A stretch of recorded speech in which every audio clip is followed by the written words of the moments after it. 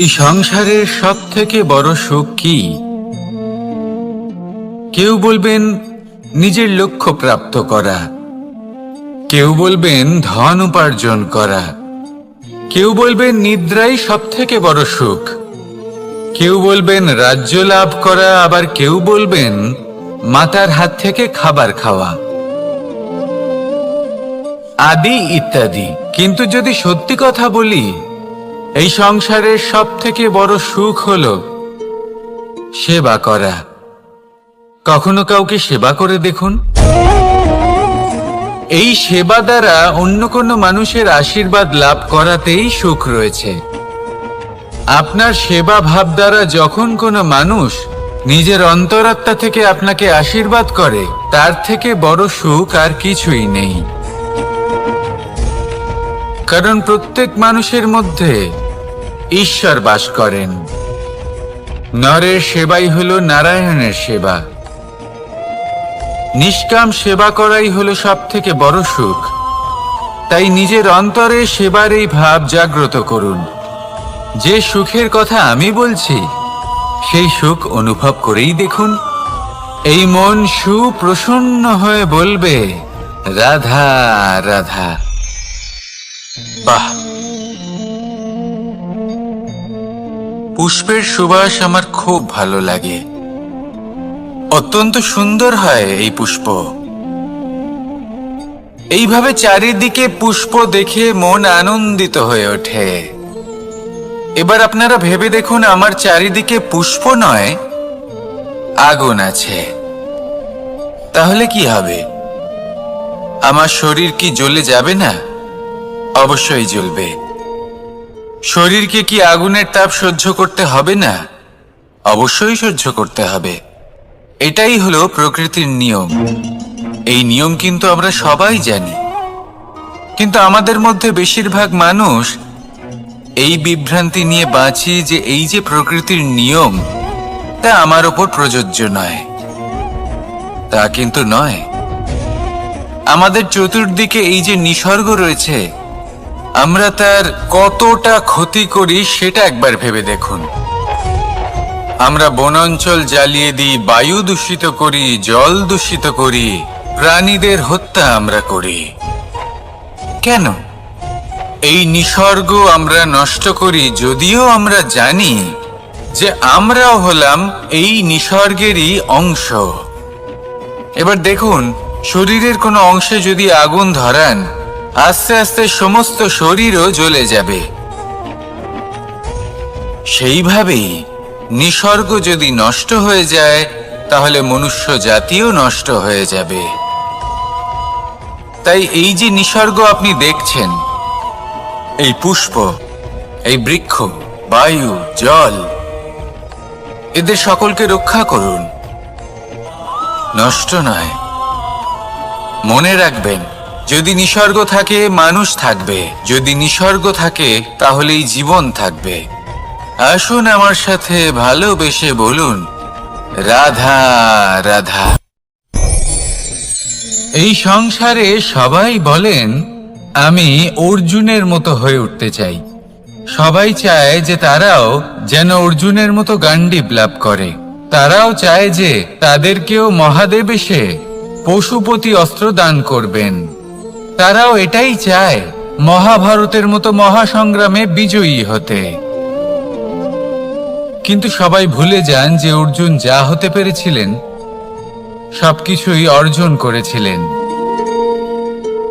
যদি আপনিও অর্জুনের মতো গান্ডীব লাভ করতে চান, তবে আপনাকেও তার মতোই শ্রেষ্ঠ কাঠ নির্বাচন করতে হবে। সেই কর্ম আপনাকেই করতে হবে। তার প্রত্যঞ্চা যাতে তীব্র হয়, তার জন্য আপনাকে সর্বশ্রেষ্ঠ দড়ি খুঁজে বের করতে হবে। আপনার বাণ যাতে ঘাতক হয়, সেই জন্য আপনাকে নতুন নতুন ধাতু খুঁজে বের করতে হবে। সেই শিক্ষা আপনাকে লাভ করতে হবে, তবেই আপনার ইচ্ছে পূর্ণ হবে। অর্জুন হওয়া বড়ই সরল, যদি আপনি কিভাবে অর্জন করতে হয় তা জানেন। শুধুমাত্র স্বপ্ন দেখেন যারা, তারা কখনোই অর্জন করতে পারবেন না। কিন্তু যদি কেউ অজ্ঞাতবাস ভোগ করতে পারে, যদি কেউ লাক্ষাগৃহ থেকে পালিয়ে বাঁচতে পারে, যদি কেউ কঠোর তপস্যা করতে পারে, প্রতীক্ষা করতে পারে এবং পরিশ্রম করতে পারে, তাহলে সে অর্জুন অবশ্যই হয়ে উঠবে।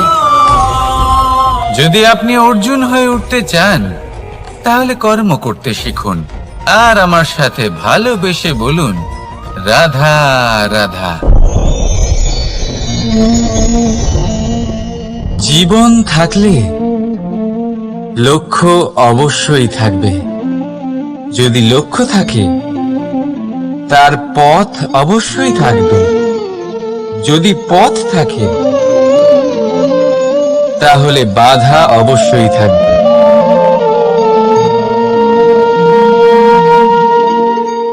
আর এর উপরেই নির্ভর করে যে আমরা জীবনে সফল হব না অসফল, পুরস্কারের ভাগীদার হব নাকি তিরস্কারের। মনে করুন আপনাকে একটা কাজ করতে হবে, আপনাকে পর্বত আরোহণ করতে হবে, আর সেই পথের ঢাল আপনাকে একাধিকবার ফেলে দেবে। পাথর আপনাকে একাধিকবার আহত করবে। এই অবস্থায় কি করবে? সাধারণ মানুষ বেছে নেয় প্রতিশোধ।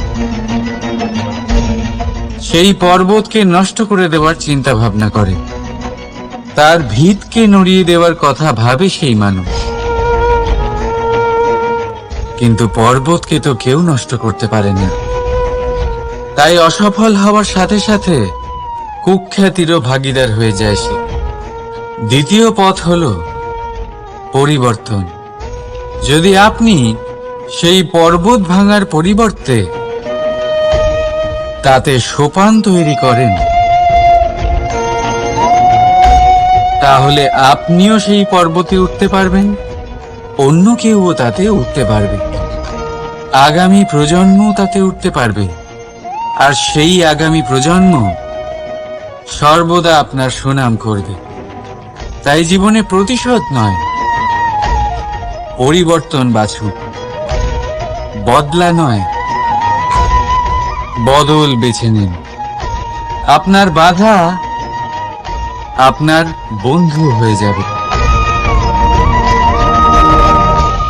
রাধা রাধা। সমস্ত মানুষের জীবন কিছুটা সমান হয়। মানুষ জন্মগ্রহণ করে, তারপর চলতে শেখে, জীবনে এগিয়ে চলে, বার্ধক্য লাভ করে, তারপর সমাপ্ত হয়ে যায়। কিন্তু সেই ব্যক্তিরা কারা যারা প্রকৃত অর্থে মনুষ্য জীবন যাপন করেন? এনারা হলেন সেই ব্যক্তি যারা পড়ে গেলেও আবার উঠে দাঁড়ানোর চেষ্টা করেন, নিজের ভেঙে পড়া অস্তিত্বকে আগলে নিয়ে আবার একটা আকার দেওয়ার চেষ্টা করেন, ভগ্ন আশাকে আবার একটা নতুন দিশা দেন। অসফল হওয়ার পরেও থামেন না, আবার এগোতে থাকেন। অসফল হওয়ার পরে যদি আপনি থেমে যান, তাহলে সাফল্য আপনার সামনে অপেক্ষা করে, কিন্তু আপনি তা দেখতে পান না। তাই জীবনের সংঘর্ষে অংশগ্রহণ করতে শিখুন। জীবনের সংঘর্ষ থেকে পালাবেন না।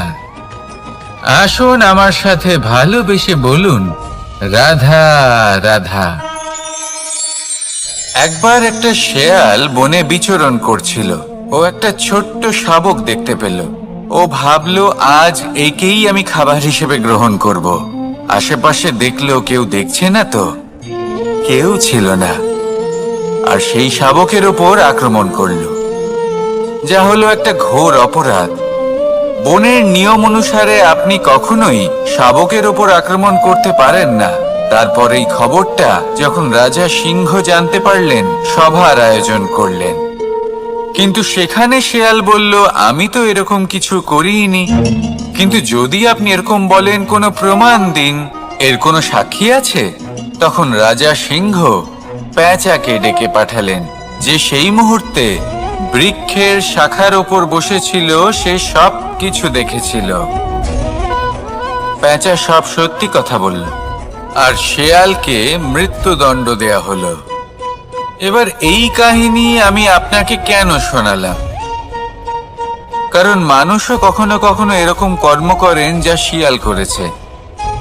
এটা ভাবেন কেউ দেখছে না যখন আমি অনুচিত কর্ম করতেই পারি, কিন্তু না, আপনি যাই করুন না কেন কেউ না কেউ অবশ্যই তা দেখছে। কোনো ব্যক্তি না হলেও কোনো প্রাণী, না হলে কোনো যক্ষ বা দেব বা প্রেত। যদি এনারা কেউ না দেখেন, তাহলে ধরিত্রী মাতা দেখেন যেখানে দাঁড়িয়ে আপনি সেই কর্ম করছেন, তাই না? তাই একটা কথা সবসময় মনে রাখবেন, কে দেখছেন কে দেখছেন না সেই বিষয়ে ভাবা ছেড়ে দিন। এটা খুব সহজ কথা। আপনি যদি উচিত কর্ম করেন উচিত ফল পাবেন, যদি অনুচিত কর্ম করেন তাহলে আপনি অনুচিত ফল অবশ্যই পাবেন। সেই জন্য উচিত পথে চলতে থাকুন, উচিত কর্ম করতে থাকুন, আর আমার সাথে ভালোবেসে বলুন, রাধা রাধা।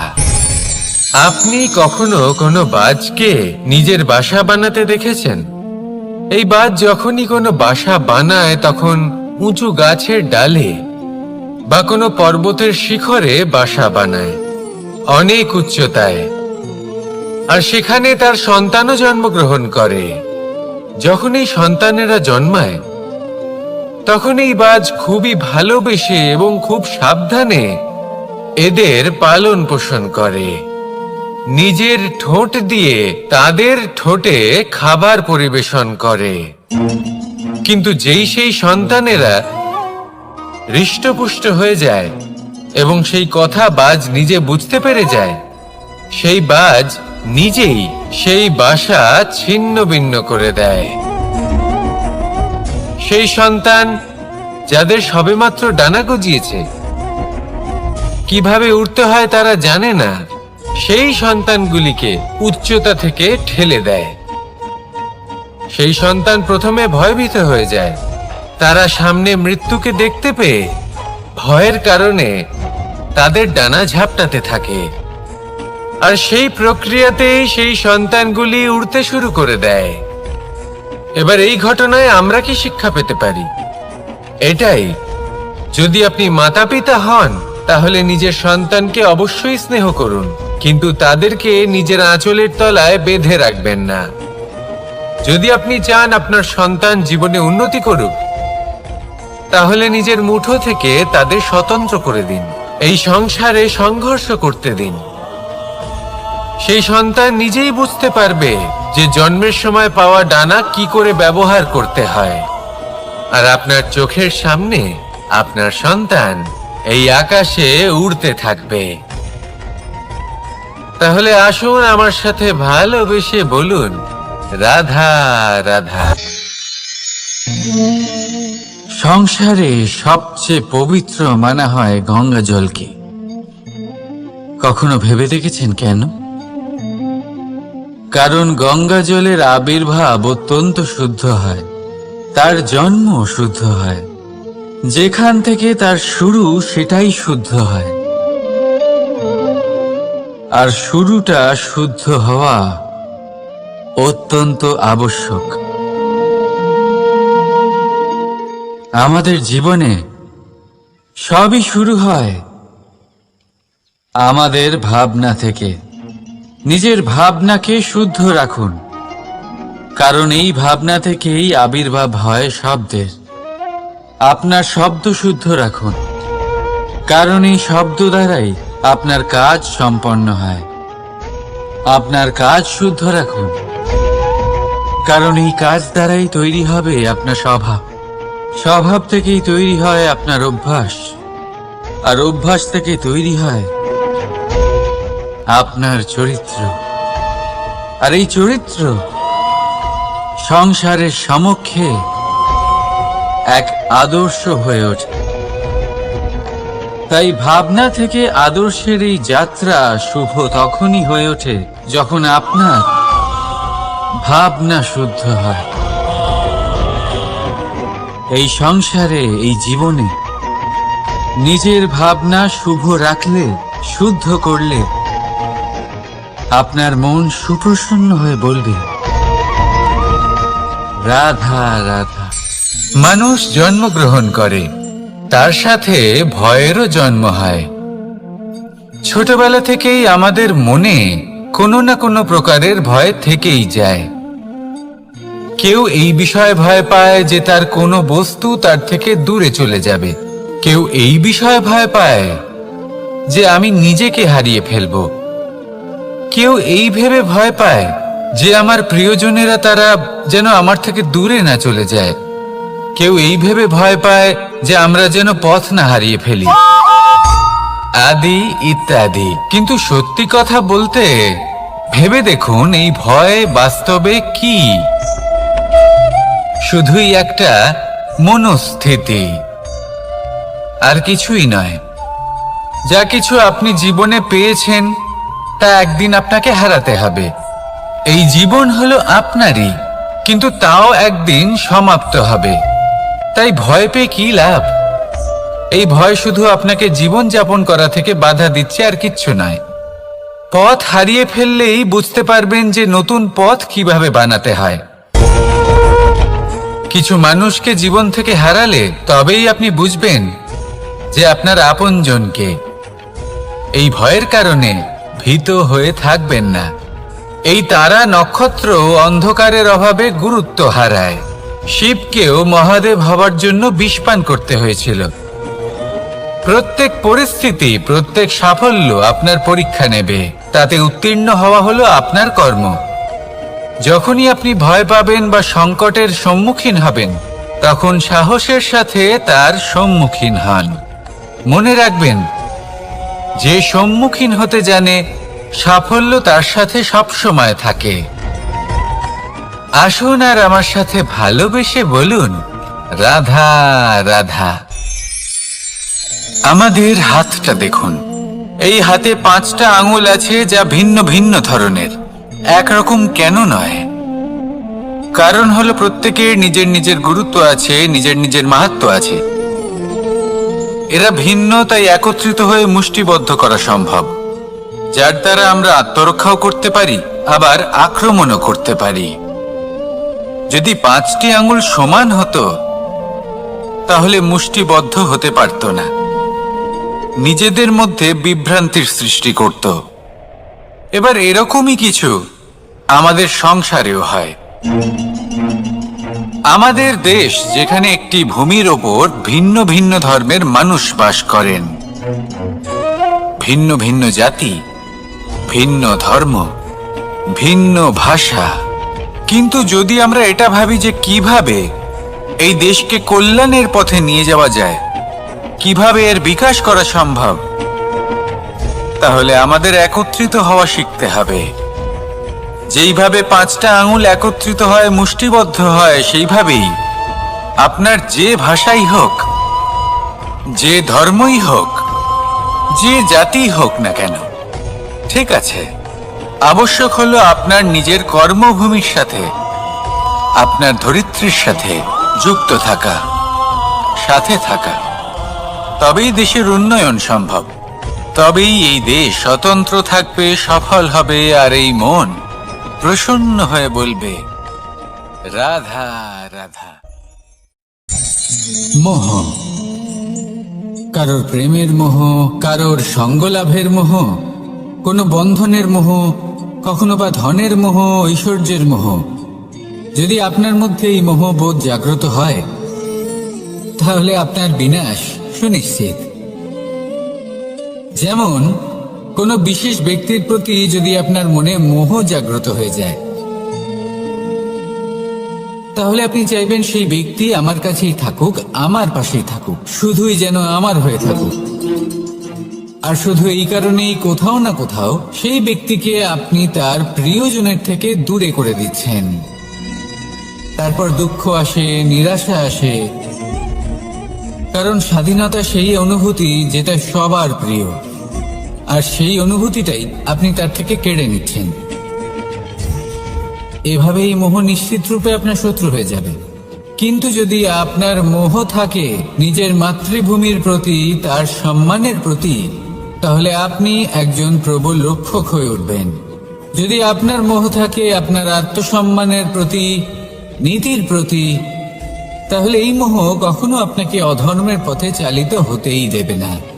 আর যদি আপনার মোহ থাকে নিজের আত্মার প্রতি, তাহলে কোনো দুরাত্মা এসে আপনার কোনো ক্ষতিই করতে পারবে না। তাহলে নিজের এই মোহকে নিজের মনের মধ্যে সংযত করে রাখুন, একে নিজের মিত্র করে তুলুন আর আমার সাথে ভালোবেসে বলুন, রাধা রাধা। স্বভাব, মানুষের এই স্বভাব কিন্তু খুব গুরুত্বপূর্ণ বিষয়। এটাই নির্ধারিত করে দেয় যে সংসার তাকে ভালোবাসবে নাকি ঘৃণা করবে। এটাই নির্ধারিত করে দেয় যে তার আপনজন মানে তার প্রিয়জন তার সাথে থাকবে নাকি তার থেকে দূরে চলে যাবে। এবার স্বভাব কেমন হওয়া উচিত? কিছু মানুষ বলবেন যে স্বভাব চন্দ্রমার মতো হওয়া উচিত, অত্যন্ত সুন্দর এবং শীতল। কিন্তু চন্দ্রমা নিজেও তো সূর্যের কাছে নিজের প্রকাশের জন্য ঋণী। সূর্যের মতো হয়ে উঠুন। এই সূর্য যখন উদিত হয় তখন শান্ত থাকে, তারপর সারা দিন নিজে প্রজ্বলিত হয় এবং এই সংসারকে প্রকাশ প্রদান করে, যাতে এই সংসার নিজের কর্ম করতে পারে।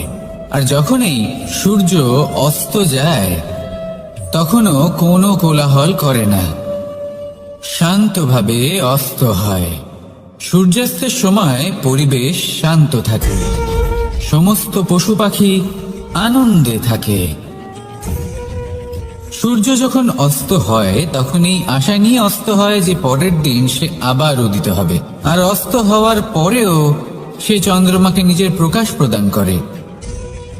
যদি আপনিও নিজের উত্থানের সময় অহংকার না করেন এবং নিজের পতনের সময় দুঃখী না হন, আর জীবনে অন্ধকার ঘনিয়ে আসার পরও আপনি অন্যদের সাহায্য করেন, তাহলে সূর্যের মতো আপনি আবার উদিত হবেন, এই সংসারকে প্রকাশ প্রদান করতে পারবেন, সাফল্য লাভ করতে পারবেন।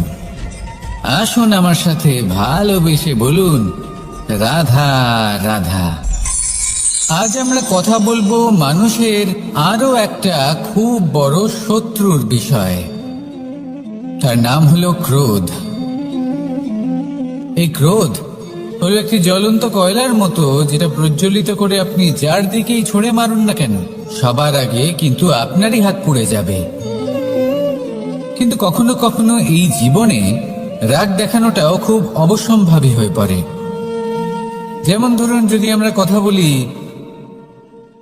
সেই ক্রোধের যা আসে যখন আপনি ধর্মকে রক্ষা করছেন, অধর্মের বিরুদ্ধাচরণ করছেন, সত্যের হয়ে রুখে দাঁড়াচ্ছেন, মাতৃভূমির মঙ্গলের কথা ভেবে চলেছেন, নিজের প্রিয়জনদের মঙ্গলের বিষয় ভেবে চলেছেন, তখন ক্রোধের জন্ম হওয়া খুবই স্বাভাবিক আর কোনোভাবেই অনুচিত নয়। কিন্তু যদি তখনও আপনার মনে ক্রোধ জন্ম না নেয়, তাহলে এর অর্থ হলো যে আপনি কোথাও না কোথাও দুর্বল। এই ক্রোধ নামক শত্রুকে যদি মিত্র করে তুলতে হয়, তাহলে পরিস্থিতির সম্যক ধারণা, বিবেক আর ধৈর্য, এই তিনেরই প্রয়োজন। তাই এই ক্রোধকে নিজের মিত্র করে তুলুন আর আমার সাথে ভালোবেসে বলুন, রাধা রাধা। যদি নিজের কথা বলি, তাহলে আমার এই নিয়ে অভিযোগ নেই যে জন্মের পরেই আমাকে মা বাবার থেকে দূরে চলে যেতে হলো। আমার এই নিয়েও অভিযোগ নেই যে একজন মামা যিনি ভাগ্নের জন্য নিজের প্রাণও ত্যাগ করতে পারেন, সেই মামাই আমার প্রাণ কেড়ে নেওয়ার জন্য প্রত্যেক সম্ভাব্য প্রচেষ্টা করলেন। এই নিয়ে অভিযোগ নেই যে মহাযোদ্ধা হওয়া সত্ত্বেও আমাকে সারথি হওয়ার চয়ন করতে হলো। বরং আমি কৃতজ্ঞ। মামা যতই আমার প্রাণ কেড়ে নেওয়ার চেষ্টা করুক, আমি নিজের আত্মরক্ষা করতে পেরেছি। প্রথমে মথুরা ছাড়তে হলো, তারপর বৃন্দাবন ছাড়তে হলো, কিন্তু দ্বারকাকে নির্মাণ করার সুযোগটা আমি পেয়েছি। আমি কৃতজ্ঞ যে একজন সারথি হিসেবে ধর্মস্থাপনের এই রথ আমি এগিয়ে নিয়ে যেতে পেরেছি, এই সংসারকে গীতার জ্ঞান প্রদান করতে পেরেছি। দেখুন, জীবন সেই একই আছে, কিন্তু দৃষ্টিভঙ্গি কতটা গুরুত্বপূর্ণ।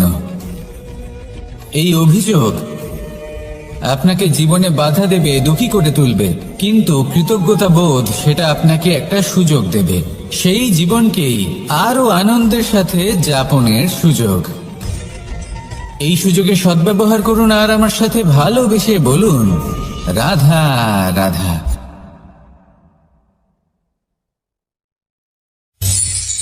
ভয়। জীবনে আমরা কোন কোন বিষয়ে ভয় পাই? কোনো মানুষকে হারানোর ভয়, কোনো মানুষ কোনো সম্পর্ককে হারানোর ভয়, অর্থহানির ভয়, সময়হানির ভয়। এবার বিষয়টা হলো, এই ভয় কখনো আমাদের কোনো লাভ করে না।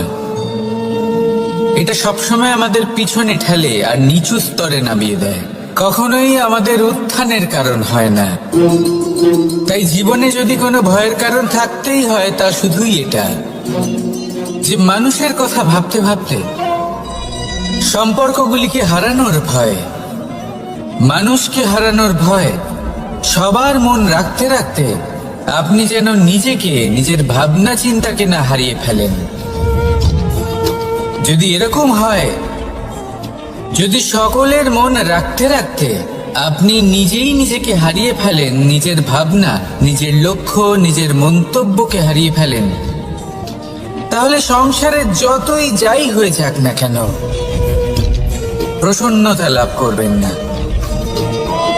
তাই রক্ষা তাকেই করুন যে আপনাকে রক্ষা করে, আপনার মানসিকতা, আপনার ব্যক্তিত্ব, আপনার লক্ষ্যকে রক্ষা করে।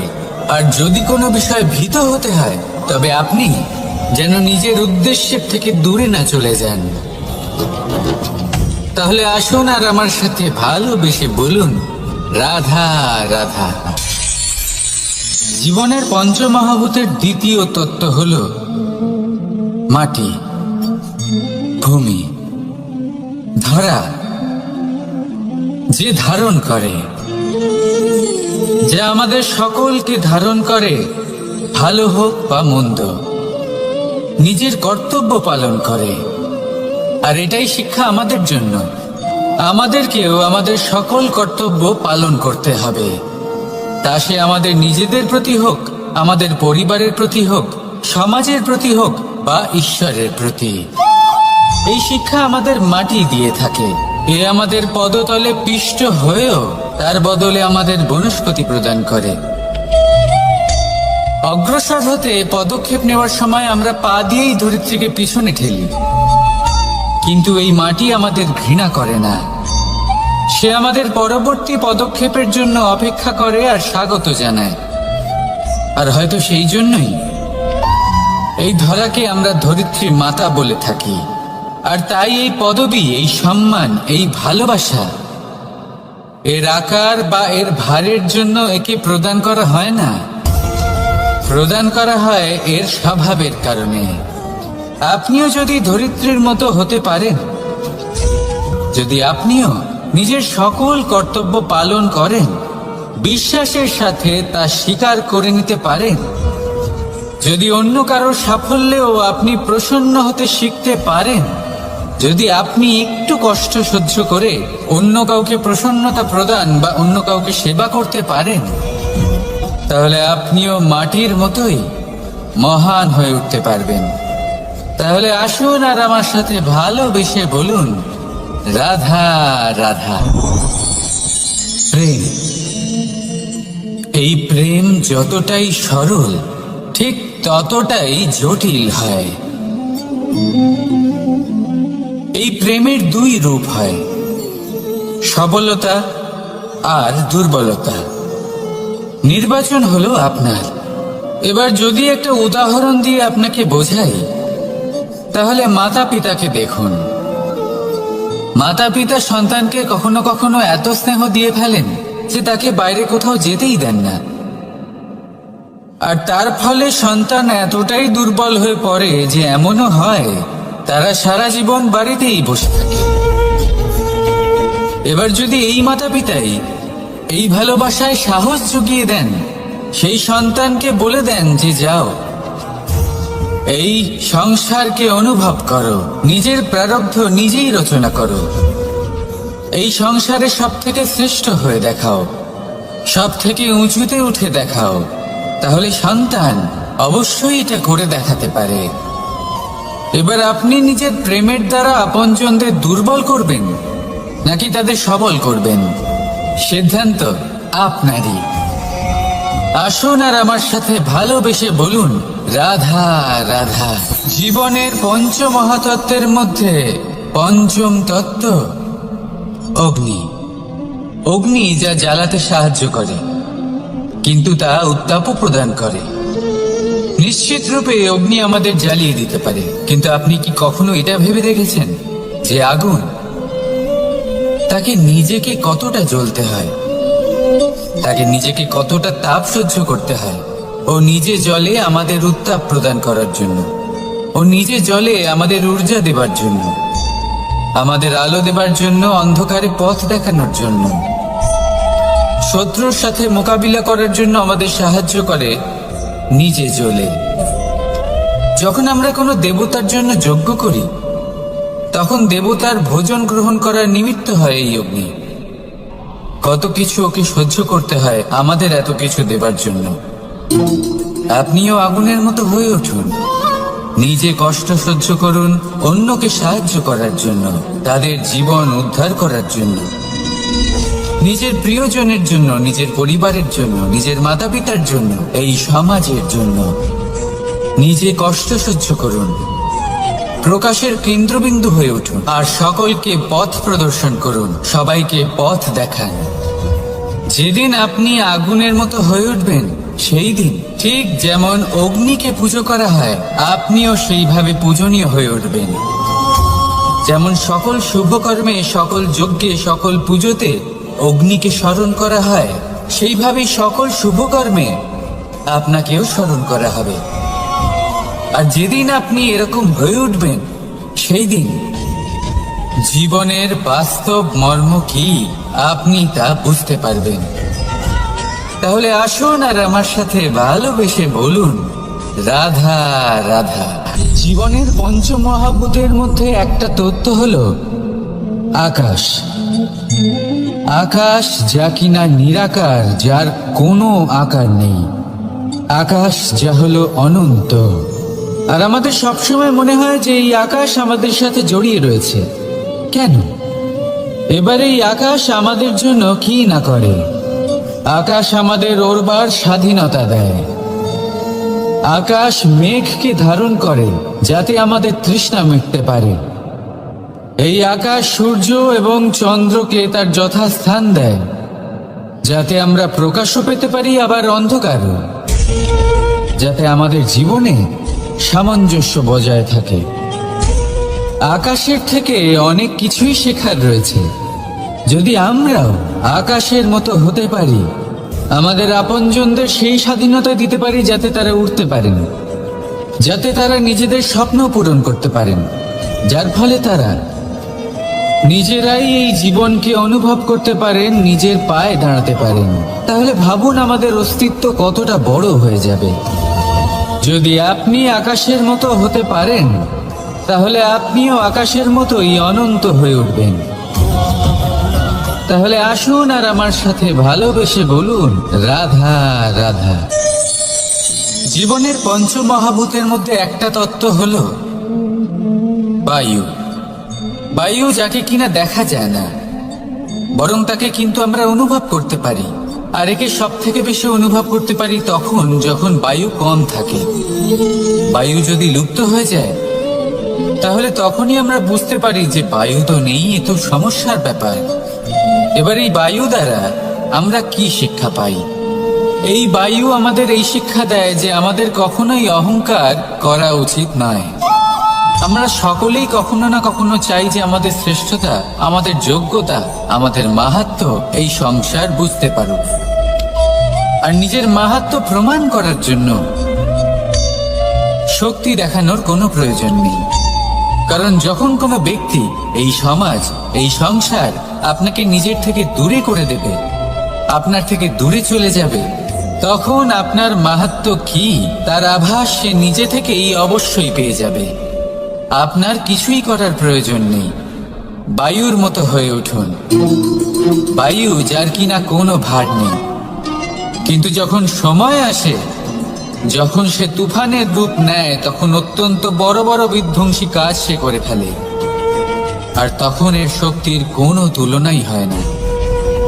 বায়ু, যে নিজের সঞ্চালন দ্বারা পৃথিবীকে প্রাণ দেয়, নিজের পরিবহন দ্বারা এই মেঘ সৃষ্টি করে, এই ধরিত্রীর তৃষ্ণা নিবারণ করে। বায়ুর মতো যদি আপনি হয়ে উঠতে পারেন তাহলে হালকা হয়ে যাবেন, ওপরে উঠতে পারবেন এই সংসার, এই ভৌতিকতা, এই মোহ মায়া থেকে। আর তখন আপনি বুঝতে পারবেন যে প্রেম কাকে বলে। তখন আপনি বুঝবেন যে দান করাই হলো জীবন। তাহলে আসুন আর আমার সাথে ভালোবেসে বলুন, রাধা রাধা। কথায় আছে যে জীবনের আধার হলো সম্পর্ক, প্রসন্নতারও এবং ঈশ্বরের সাথে দেখা পাওয়ারও। এবার এই সম্পর্কের আধার আসলে কি? সেবা? না। বোঝাপড়া? না। অপেক্ষা? না। এই সম্পর্কের আধার হলো বিশ্বাস। যদি বিশ্বাস ভেঙে যায় তাহলে জেনে রাখবেন যে সম্পর্করূপী এই ভবন, এর ভিতই ভেঙে গেল। আর যদি ভিত ভেঙে যায় তাহলে সেখানে অন্য কোনো ভবন নির্মাণ সম্ভব নয়, সম্ভবই নয়। এই সমস্ত সম্পর্কের বিশ্ব বিশ্বাসে বসবাস করে। এই বিশ্বাস হলো অত্যন্ত গুরুত্বপূর্ণ। এই বিশ্বাসের জোরেই আমি আর রাধা কোনো সাংসারিক বন্ধনে আবদ্ধ না হয়েও এক অত্যন্ত দৈব অলৌকিক বন্ধনে আবদ্ধ। এই হলো বিশ্বাস, যার দ্বারা 11 অক্ষৌহিনী সেনার সামনে অর্জুন দাঁড়িয়েছিল এবং জয়ী হয়েছিল। এই বিশ্বাস হলো অত্যন্ত গুরুত্বপূর্ণ, তাই বিশ্বাস করতে শিখুন, বিশ্বাস দিতে শিখুন, বিশ্বাস পালন করতে শিখুন। আর আমার সাথে ভালোবেসে বলুন, রাধা রাধা। পঞ্চমহাভূত। জীবন রচনায় এর অবদান অনস্বীকার্য। এই পঞ্চমহাভূত আসলে কি? জল, বায়ু, অগ্নি, মাটি আর আকাশ। এবার শুধুমাত্র জীবন রচনায় এর অবদান আছে তা নয়, শুধু শরীর রচনাতে এর যোগদান আছে তা নয়, বরং এরা হলো আমাদের জীবনের সব থেকে বড় শিক্ষক। এবার আপনারা সকলে চমকে যাবেন, হয়তো আপনারা এই দৃষ্টিভঙ্গি দিয়ে কখনো দেখেনি।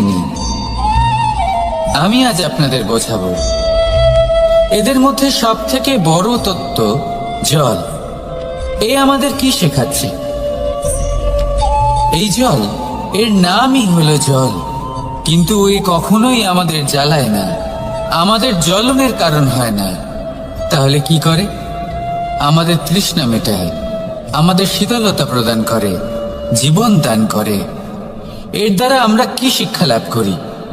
যে আপনার উৎপত্তি যেখান থেকেই হোক না কেন, আপনি যেখানেই জন্মগ্রহণ করুন না কেন, আপনার কর্ম সর্বদা শ্রেষ্ঠ হওয়া উচিত। আপনি জলকে যে কোনো পাত্রে রাখুন না কেন, সে সেই অনুসারেই নিজের আকার ধারণ করে নেয়। এর দ্বারা আমরা কি শিক্ষা পাই? এই শিক্ষাই পাই যে যে কোনো পরিস্থিতিতেই নিজেদের মানিয়ে নিতে হবে, নিজেকে সেরকম করে নিতে হবে। যে দেশেই থাকি না কেন, যে স্থানেই থাকি না কেন, যে পরিস্থিতিতেই থাকি না কেন, যে ব্যক্তির সাথেই থাকি না কেন, আমাদের সুখময় হয়ে জীবন অতিবাহিত করা উচিত। দেখুন, আমাদের কত বড় একটা শিক্ষা দিল এই জল, যা আমরা কোনোদিন দেখতেই পাইনি। নিজেকে জলের মতোই করে তুলুন। সুখের ধারায় স্বাচ্ছন্দ্যে প্রবাহমান হতে থাকবেন আপনি। নিজের আকারকে ভেঙে ফেলুন, নিজের সীমা লঙ্ঘন করুন। আপনি অবশ্যই একদিন মহানুভবতা অনুভব করবেন। তাহলে আসুন আর আমার সাথে ভালোবেসে বলুন,